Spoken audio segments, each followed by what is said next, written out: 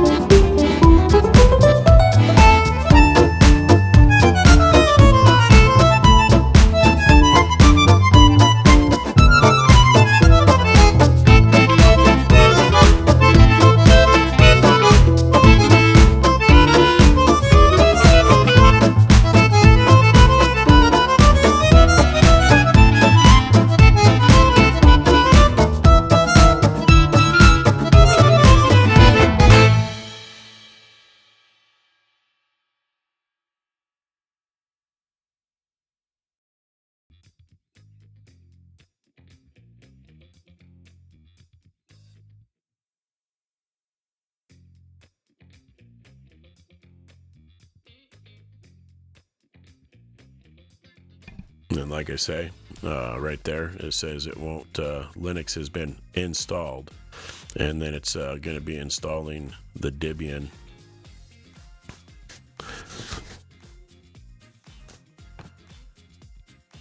And like I say, I'm going to go ahead and we're going to do this live. Well, not live, but in real time, I should say, in real time. And so it's going to take about 14, 15 minutes to get through it all. So bear with me. Once we get all this loaded, and we'll have to restart the computer, and we'll be right back after that. But right now it's still loading.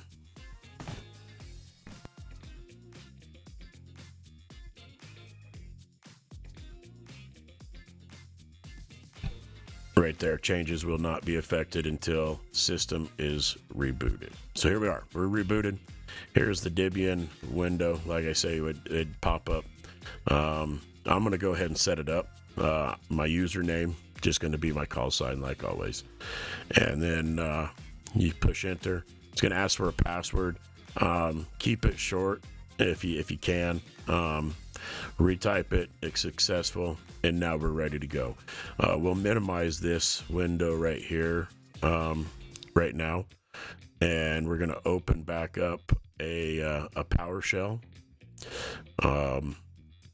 Here's that text file off of the HAMClock's website there.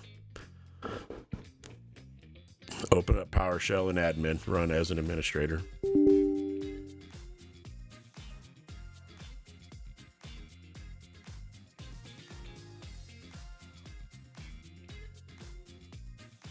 And then we're going to go set this default to version 2.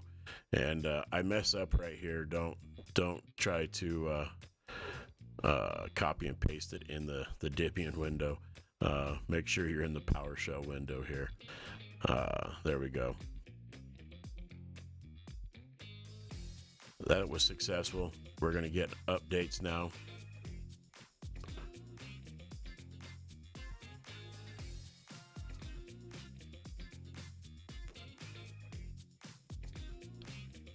And when that's done, we'll do a status.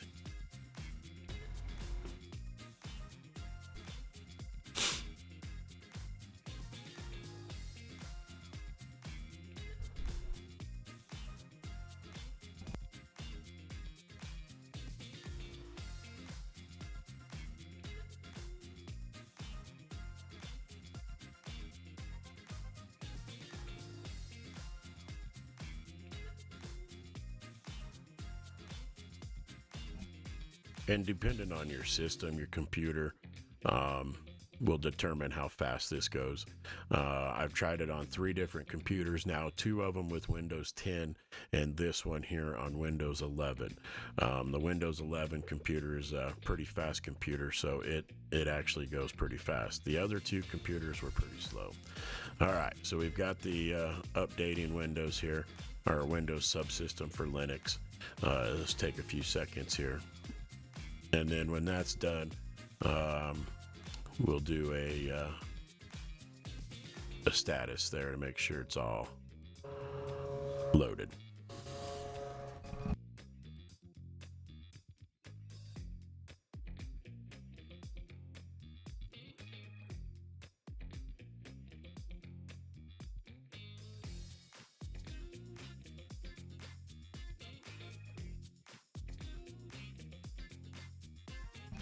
Okay, right here we're going to go ahead and do the status. It's just saying that the Windows subsystem for Linux 1, WSL1, is not running, so we're on version 2.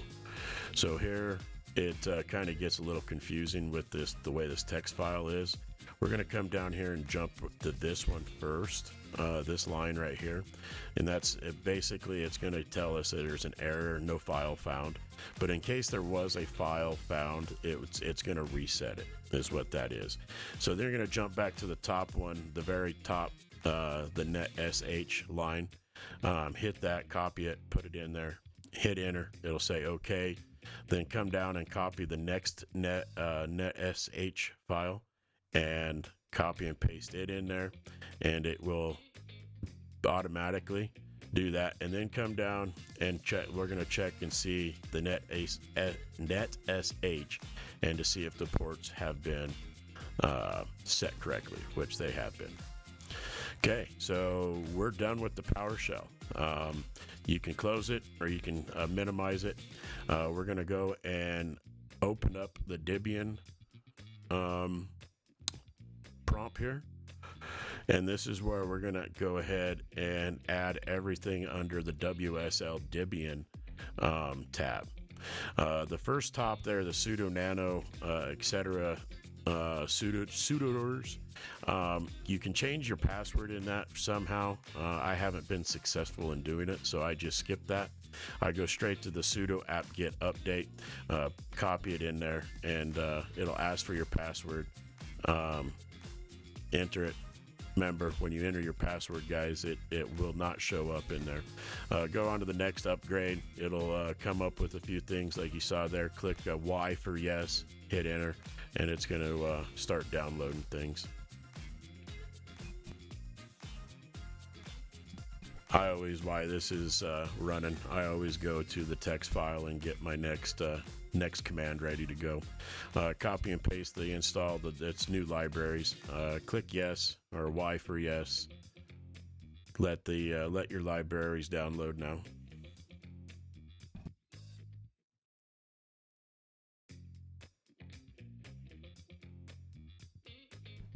The next command is going to be cd. I don't copy and paste that. It's pretty easy to type cd in there and then hit enter, and then copy and paste the next command ready to go once this is all done.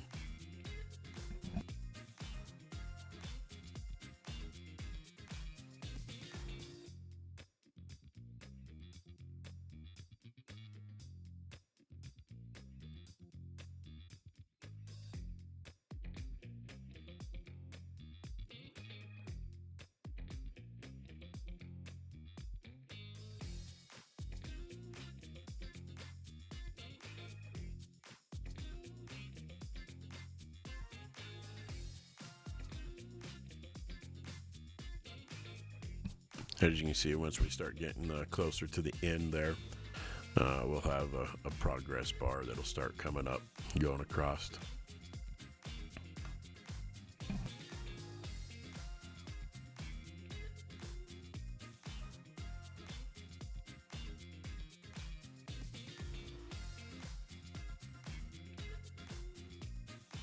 Okay, right here we're going to go ahead and type in CD, and then paste the next one, hit enter, Nothing really happens. Go to the next one. This is actually going to download the HAMClock from the website. Go to the next one. Is going to unzip that package now. And then we're going to open up the directory for HAMClock now with this command. The directory is now open. We're going to make the HAMClock a 16 by 960 with this command. This takes a few seconds here. I go ahead and get my sudo make install copied and ready to go for when this is done. I can just copy and paste.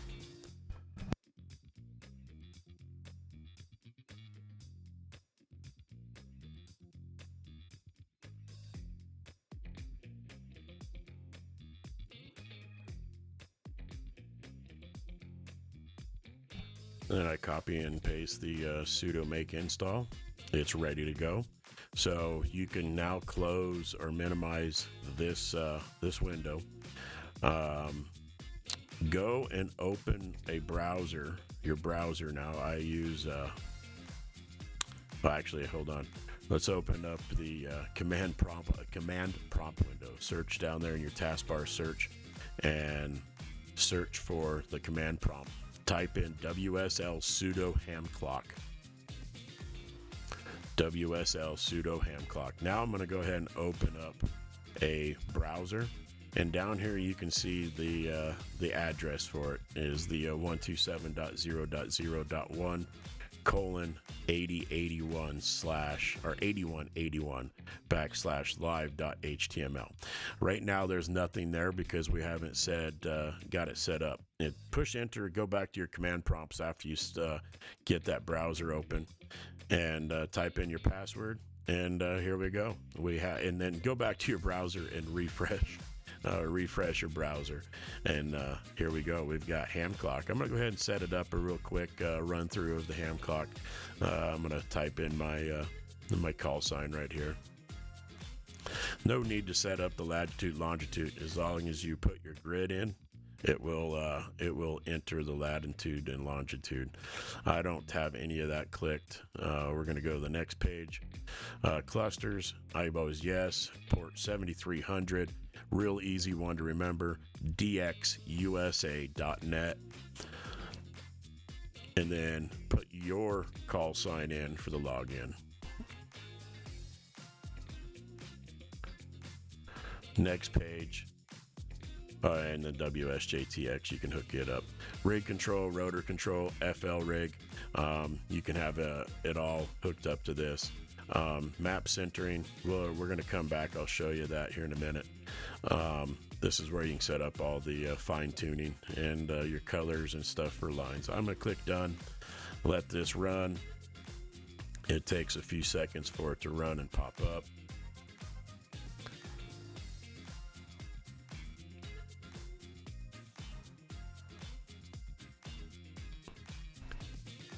Now we have it popped up. You can see I'm going to change the colors here real quick, like once it pops up and gets everything going here. So there you go. You click that upper right hand corner and you can change the background colors, or go to the left upper right hand or left upper corner and change the color of the call sign. I like the black and white. If you click the top left hand corner of these boxes here, you can change everything around. You can select things. I do the PSK report. It's a live spots. You can click in the center of it once it comes up and change all that. The next window, I always like to have the DX cluster on that window. And then the third window, this is where I have all of my solar activity stuff here. So I'm going to show you, if you leave these windows open too long, they'll just automatically go ahead and reset. So I'm going to show you that real quick.